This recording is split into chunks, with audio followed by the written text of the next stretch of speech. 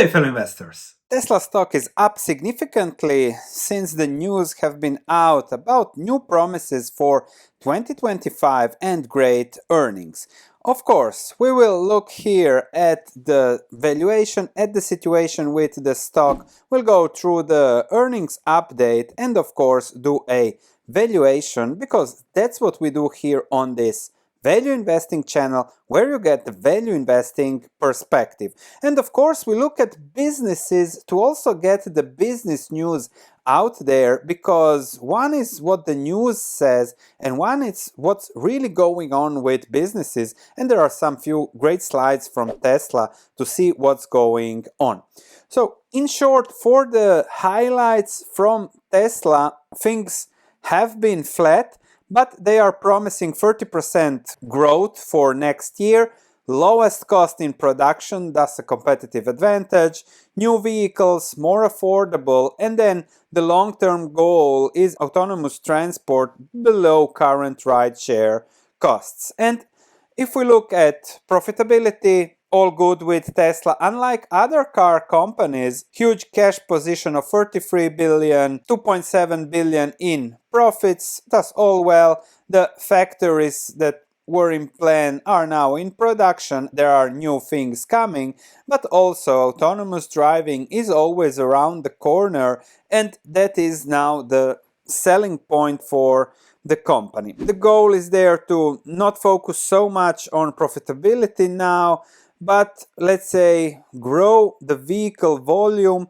in a more capex efficient manner during uncertain times, because uncertain times are also hitting Tesla. They cannot avoid it, but they plan that they will have capacity close to 3 million vehicles, and that will enable more than 50% growth over the 2023 production before investing in new manufacturing lines for even more. So even Tesla has reached its peak production, current limits, current market, and that is because if we look at electrical vehicles, growth outside of China has stalled. Now some more traction, but when it comes to investing, it's always important to understand the point in time versus the long-term competitive advantage or profitability, because Tesla did great, absolutely miracles what Elon Musk did, but if we look at the profitability with what's going on and with what is coming, which are now the cyber cab, the robots, the buses, the autonomous driving, everything is great, everything sounds great. But if I look at current Tesla, full capacity for cars, the free cash flow is 4 billion, net income 13 billion, but there are a lot of tax benefits, I think, there. So if I take the middle for the trailing 12 months, that's, let's say, 8 billion. So all this mumbo jumbo with all the cars, the promises, the Tesla models, various Tesla models, and at peak everything, let's say that they do average net income of 10 billion per year. 10 billion per year for a car company, that is 10-15. That's a P ratio of 10 to 15 usually at full capacity, and then you have 150 billion. And now, yes, the promise is for always something else. It was the promise for insurance, was the promise for cars, was the promise for everything. But the question is, okay, what is the competitive advantage, and can that competitive advantage lead to profitability? That's the key question you have to ask yourself when it comes to investing into anything.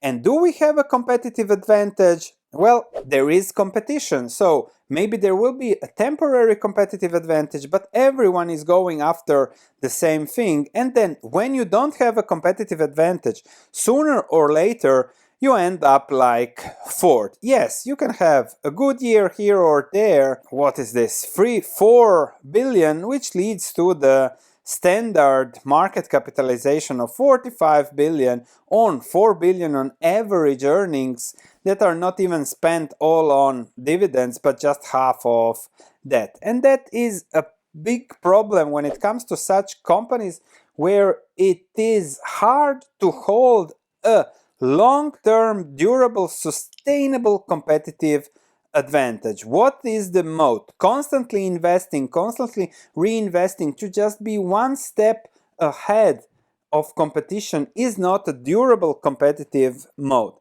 A durable competitive moat prints money, as would Warren Buffett say. So even if Tesla keeps on growing, if they reach, I don't know, 30 billion of competitive, durable profitability, 15 billion for cars and 15 billion from robo-taxis, whatever, still with a P ratio even of 15, that is 450 billion market cap. So we are now double than that almost. Thus, still more and more promises are baked into the price. And if you look at this market cap, if you want to invest in something, you want to double your money in the next 5-7 years.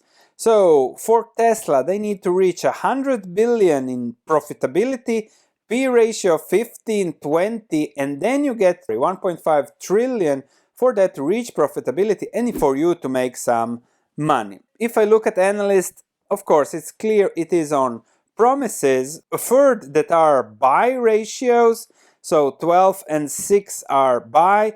A hold on Wall Street means sell.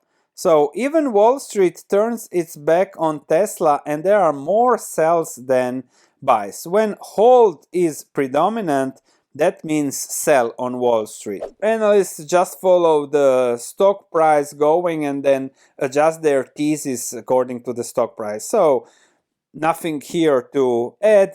It is still a sell here, sometimes more, sometimes less, but I have looked at social media, for example, Seeking Alpha, and the activity is still for buy, pretty strong buys, even strong buys on growth, on promises, except for the poor value portfolio here that says it is a sell. The market share now, I think this is in the US, has fallen below 50%. Okay, there is competition and there will always be competition. That is the key. I looked a little bit at the earnings call and all interesting, but Q&A session there, Travis is asking the question in the name of Wall Street. So pretty much cleaned up. There is no really analyst asking the question.